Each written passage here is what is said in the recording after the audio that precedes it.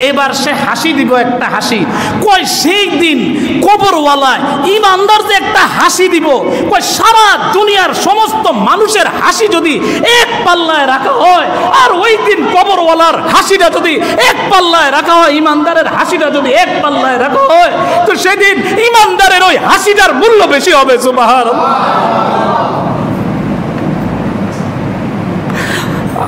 আপনার ছেলে পরীক্ষায় পাস করছে, এসএসসিতে গোল্ডেন এ প্লাস পাইছে, আপনি খুশি? অ্যাডভোকেট হয়েছে, আপনি খুশি? বড় উচ্চ জায়গায় সম্পর্ক করছে, ইটালি যায় বিয়ে করছে, খ্রিস্টান একটা বিয়ে করছে, আপনি খুব খুশি? কই এই খুশি কোনো খুশিই না। খুশি তো ওই দিন হবে যেদিন জান্নাতের, আল্লাহ বলবে উপরের দিকে তাকাও, তাকানোর সাথে সাথে যখন জান্নাতের নাজ নেয়ামত দেখানো হবে, সে যে একটা হাসি দিবে, আর ফেরেশতারা বলবে, হে ঈমানদার, আল্লাহ তোকে ওই জাহান্নাম থেকে মুক্তি করছেন এবং তোর ঠিকানা আল্লাহ এই জান্নাতের মধ্যে করে দিয়েছেন। সুবহানাল্লাহ। আল্লাহ কোরআনের মধ্যে বলেন, فمن زحزح عن النار وأدخل الجنة فقد فاز। এই লোকটা হলো চির সফল। সুবহানাল্লাহ।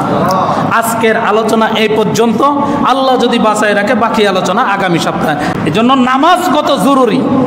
আমরা যে নামাজের মধ্যে প্রথম যে আমরা আজান থেকে শুরু করে, আজানের প্রথম শব্দ আল্লাহু আকবার, নামাজের প্রথম শব্দ আল্লাহু আকবার, রুকুর মধ্যে প্রথম শব্দ আল্লাহু আকবার, রুকুর থেকে উঠার সময় সামি আল্লাহু লিমান হামিদা, সেখানেও রবের কথা, আবার সেজদায় যাওয়ার সময় আল্লাহু আকবার, সেজদার থেকে উঠার সময় আল্লাহু আকবার, আবার সেজদায় যাওয়ার সময় আল্লাহু আকবার, সব রবের কথা।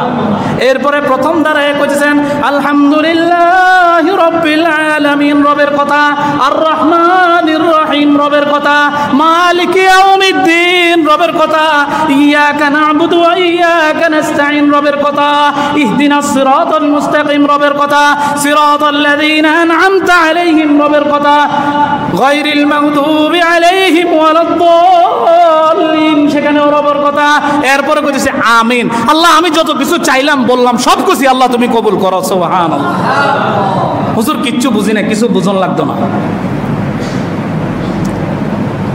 এরপরে রবের কথা, নামাজের মধ্যে সেজদার থেকে উঠছেন, সেজদার মধ্যে যখন গেছেন যাই আর বলছেন সুবহান রাব্বিয়াল আ'লা, সুবহান রাব্বিয়াল আ'লা, এখানেও রবের কথা।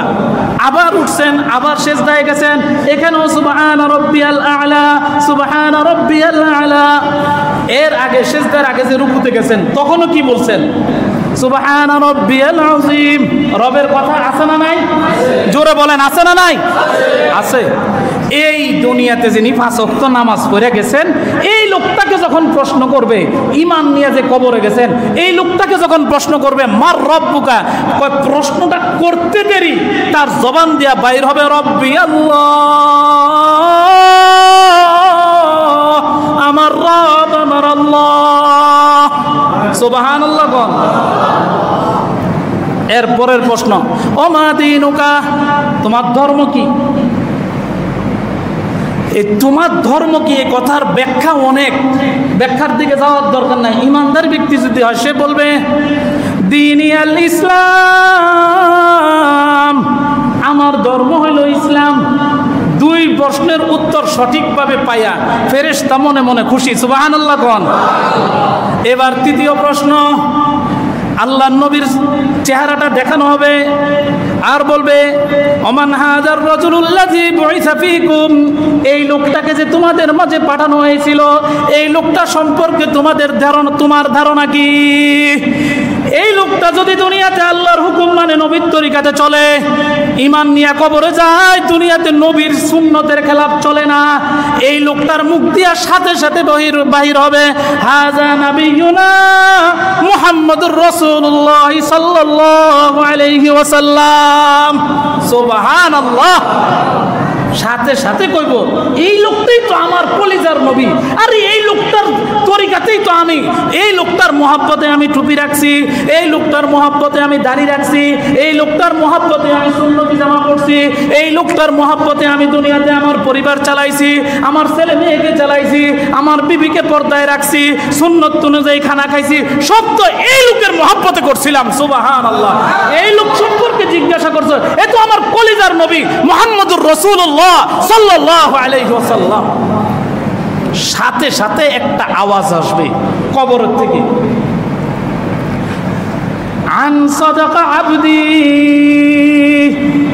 এই বান্দা যা বলছে সব সত্য। সুবহানাল্লাহ।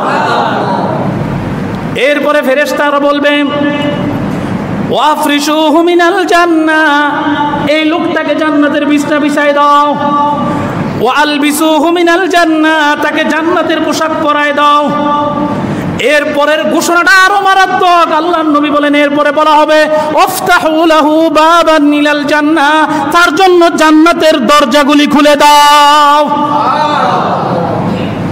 জান্নাতের দরজা খুলে দিবে।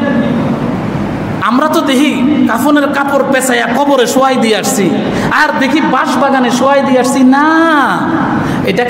এটা খালি একটা স্যাম্পল, একটা মানুষের দৃষ্টির আড়াল করলাম, কিন্তু তার সমস্ত ফায়সালা তো আলমে বরজখের মধ্যে হইতেছে। সুবহানাল্লাহ, সুবহানাল্লাহ। কয় তাকে যখন তার এই পোশাক খুলে নেওয়া হবে, জান্নাতের পোশাক পরায় দেওয়া হবে, জান্নাতের বিছনা বিছাই দেওয়া হবে, জান্নাতের দরজাগুলি খুলে দেওয়া হবে। কিতাবের মধ্যে লেখে জান্নাতের দরজা কেন খুলে দিবে? খুলে দিবে এই কারণে, এই ইমানদার ব্যক্তিটাকে প্রত্যেক দিন আসরের পরে তার জান্নাতের যে ঠিকানা, সেই ঠিকানাটা, সেই জায়গাটা আল্লাহ প্রতিদিন আসরের পরে তাকে দেখাই দিবেন। সুবহানাল্লাহ। কবরের মধ্যে কি কারণে দেখাবেন? এই কারণে তাকে দেখাবেন, ও এখন যখন এই 3 প্রশ্নের উত্তর যখন দিয়ে দিছে, এবার আল্লাহ পাক, আল্লাহর ফেরেশতারা বলবে ও ইমানদার নিচের দিকে পায়ের দিকে তাকাও। পায়ের দিকে যখন সে তাকাইবে দেখবে সাপ, বিচ্ছু, আগুন, কয়লা, সব জাহান্নামের আযাব সে দেখবে। এখন আযাবটা দেখে তার মনটা একটু ভীত সন্ত্রস্ত হয়ে যাবে, কিন্তু ইমানদার। এরপরে আল্লাহর ফেরেশতারা বলবেন পায়ের দিক থেকে মাথা উপরের দিকে উঠাও।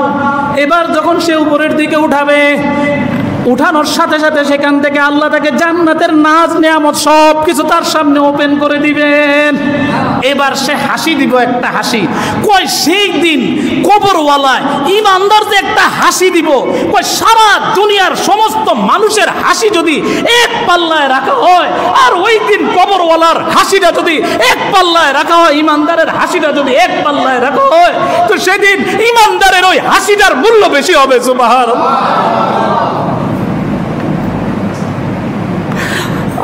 আপনার ছেলে পরীক্ষায় পাস করছে, এসএসসিতে গোল্ডেন এ প্লাস পাইছে, আপনি খুশি? অ্যাডভোকেট হয়েছে, আপনি খুশি?